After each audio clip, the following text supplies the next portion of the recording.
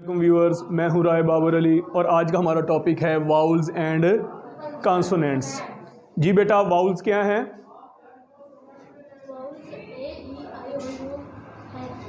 A E I O you vowels हैं बेटा।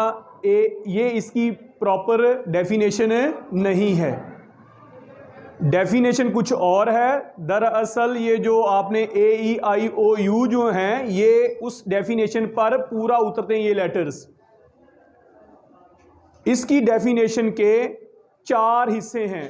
आप उसको उस कंडीशंस का नाम भी दे सकते हैं कि इसकी तारीफ के मुताबिक इसकी 4 कंडीशंस हैं, 4 हिस्से हैं इसकी तारीफ के।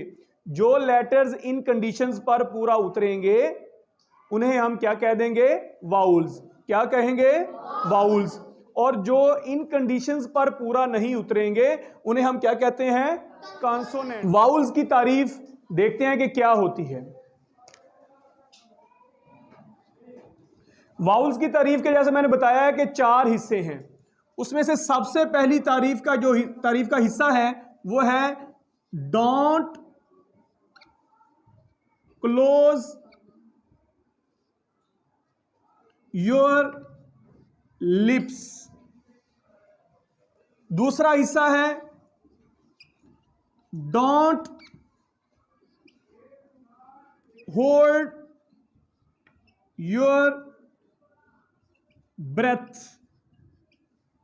तीसरा हिस्सा है don't grit your teeth. Don't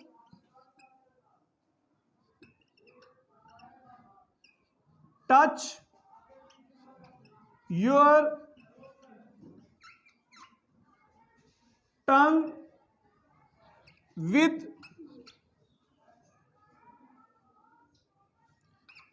velar, alveolar, palatal, etc। इस तारीफ के मैंने 4 हिस्से लिखे हैं। जो भी लेटर्स इन 4 हिस्सों पर पूरा उतरेगा आप उन्हें वाउल्स कह देंगे।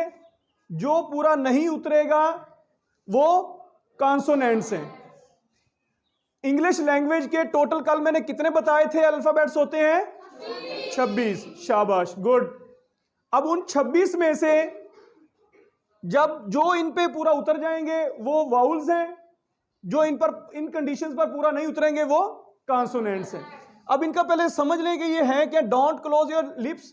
सबसे पहला ये है कि जब आप इन्हें बोलेंगे ना, इन लेटर्स को, तो आपके जो होंठ हैं वो बंद नहीं होंगे, खुले रहेंगे। दूसरी कंडीशन ये है कि डोंट होल्ड योर ब्रेथ, यानी कि जो आपका सांस है जब आप इन्हें बोल रहे होंगे तो आपका जो सांस है वो रुकेगा नहीं, उसमें कोई रुकावट नहीं आएगी। एक फ्लो के साथ ही सांस चलता रहेगा आपका। आगे है तीसरा डोंट ग्रिट योर टीथ, आपके जो दांत हैं वो भी बंद नहीं होंगे। चौथा और आखिरी है कि जो आपकी जुबान है वो टच नहीं करेगी। Wheeler, alveolar, palatal, etcetera. ये क्या चीजें हैं? ये मुंह के अंदर के कुछ हिस्से हैं। ये जो वेलर है आपका, ये आपका ये गले से इसके थोड़ा सा ऊपर वाला जो हिस्सा है उसको कहते हैं।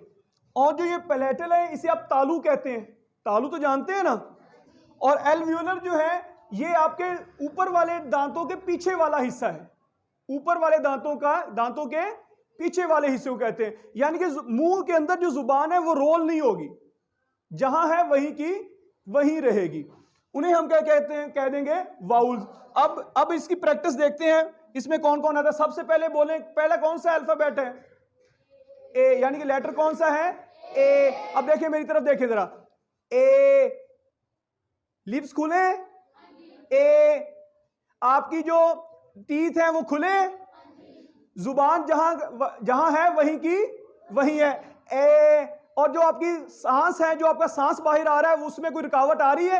ए। क्लियर होगी बात बेटा? तो आप इसे क्या कहेंगे, ये चारों कंडीशन तो पूरा उतर गया है, तो ये आपका ए जो है ये आपका क्या हो गया, वाउल्स। वावल्स नहीं बेटा, वाउल्स। इसी तरह से आगे चलें, बी। बी शुरू में देखें पहले होंठ आपके क्या हो गए, बंद हो गए ना, तो पहली कंडीशन ही पूरी नहीं हो रही, तो लिहाजा जो बी है वो आपका क्या हुआ, कॉन्सोनेंट में आ जाए। इसी तरह से सांस आपका रुक रहा है ना, तो ये जो आपका सांस रुकने वाली जो कंडीशन है ये दूसरी वो पूरी नहीं हो रही, तो लिहाजा सी जो है वो आपका क्या हुआ, कॉन्सोनेंट। इसी तरह से डी।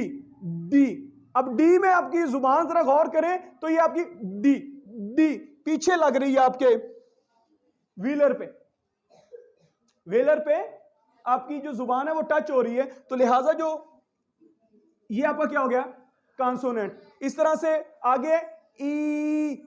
ई, होंठ भी खुले, लिप्स भी खुले, सांस भी नहीं रुक रहा, जुबान भी किसी से टच नहीं हो रही, तो लिहाजा जो है वो ई आपका वाउल हो गया। इस तरह से आगे एफ। एफ आपका सांस रुक गया, एफ और जुबान और जो होंठ नीचे वाला है वो ऊपर वाले दांतों के साथ टच हो रहा है, एफ, तो लिहाजा जो एफ है वो आपका क्या हो गया, कॉन्सोनेंट हो गया, क्योंकि वो इस कंडीशन पे पूरा नहीं उतरा। इसी तरह से आगे आ जाएगा जी। जी, जी जुबान जो है वो ऊपर टच हो रही है, तो लिहाजा वो कॉन्सोनेंट में आ जाएगा जी, वाउल नहीं होगा। समझ आ रही बेटा या नहीं आ रही? इसी तरह से आगे आ जाए, इसके बाद जी के बाद क्या आएगा, एच। एच आपका सांस भी रुक रहा है, जुबान भी ऊपर टच हो रही है, तो लिहाजा वो कॉन्सोनेंट में आ जाएगा। आगे एच के बाद आई। आई, क्लियर होगी बात? तो आपकी जो ये साउंड है, ये यानी कि जो आवाज आ रही है वो आपके होंठ भी खुले हैं, दांत भी खुले हैं, सांस भी नहीं रुक रहा और जुबान भी टच नहीं हो रही, लिहाजा तो वो आपका है। इसी तरह से आगे आपके एच के बाद क्या है, के। के, के सांस रुक गया आपका। एल। एल जुबान ऊपर टच हो रही है। आगे एम। एम होंठ बंद हो गए। एन जुबान ऊपर टच हो रही है। ओ। ओ, क्लियर हो रही बात? तो वो इसमें आ जाएगा। इसी तरह से जो है वो आ जाएगा ओ। पी। पी में आपके होंठ बंद हो गए, वो इधर आ गया। क्यू। क्यू। क्यू शुरू में ही आपका सांस रुक गया, तो वो इधर आ गया। क्यू के बाद क्या आएगा, आर। आर जुबान आप की ऊपर टच हो रही है। आगे एस। एस। एस सांस रुक गया, सांस रुक रहा है। आगे टी। टी में जुबान फिर ऊपर टच हो रही है, ठीक है। आगे क्या आ जाएगा, यू। यू, तो ये कंडीशन पूरी हो जाएगी। आगे वी। वी। वी में आपका होंठ बंद हो रहा है ना ऊपर वाले दांतों के साथ। आगे क्या है, डब्ल्यू। डब होंठ बंद हो गए। आगे एक्स। एक्स सांस रुक रहा है। वाई। वाई यहां पे आपका टच हो रहा है। आगे जेड। जेड सांस शुरू में रुक रहा है और वाइब्रेट कर रही है आवाज, तो लिहाजा ये आपके इसलिए कॉन्सोनेंट्स हैं और ये आपके क्या हो गए, वाउल्स। क्या कहते हैं इन्हें हम, वाउल्स। तो यहां पे ये 5 इसलिए बनते हैं क्योंकि ये 5 इन 4 कंडीशंस पे पूरा उतरते हैं, इसलिए इन्हें क्या कहा जाता है, वाउल्स। क्या कहा जाता है, वाउल्स। अब वाउल्स की आगे बेटा 2 टाइप्स हैं। कितनी टाइप्स हैं, 2 टाइप्स हैं। पहली जो टाइप है उसे आप कहते हैं लॉन्ग वाउल्स। क्या कहते हैं, और दूसरा है शॉर्ट। लॉन्ग के अंदर जो है वो आता है आपका बेटा ए और ओ। ए और ओ, इनको जब आप लफ्जों के अंदर जब ये लगे होते हैं तो इनको बोलते वक्त थोड़ा सा लंबा कर देते हैं। जैसे कि आप देखेंगे तो आप बोलेंगे जैसे बैट। Bat, BAT, bat. इसकी मिसाल जो है वो है आपकी बैट। इसी तरह से नॉट, लंबा हो रहा है थोड़ा सा। क्लियर होगी बात? ये इसकी मिसालें आ जाएंगी। शॉर्ट के अंदर के आप इन वाउल्स को थोड़ा छोटा करके पढ़ते हैं। कैसे, देखें इसके अंदर आपके आएंगे ई, आई और यू। जैसे आप कहेंगे CUT, कट। जल्दी से पढ़ा आपने। इसी तरह से सिट, जल्दी पढ़ लिया, यानी कि छोटा लफ्ज और बोला जा रहा है, समझ आ रही है। तो इसे हम इस तरह के जो हैं इन्हें हम क्या कहते हैं, शॉर्ट वाउल्स, और इन्हें क्या कहते हैं हम, लॉन्ग वाउल्स। समझ आ गई बेटा। तो आज का ये हमारा टॉपिक यहां कंप्लीट हुआ कि वाउल्स एंड कॉन्सोनेंट्स में क्या फर्क है और वाउल्स की कितनी इकसाम है।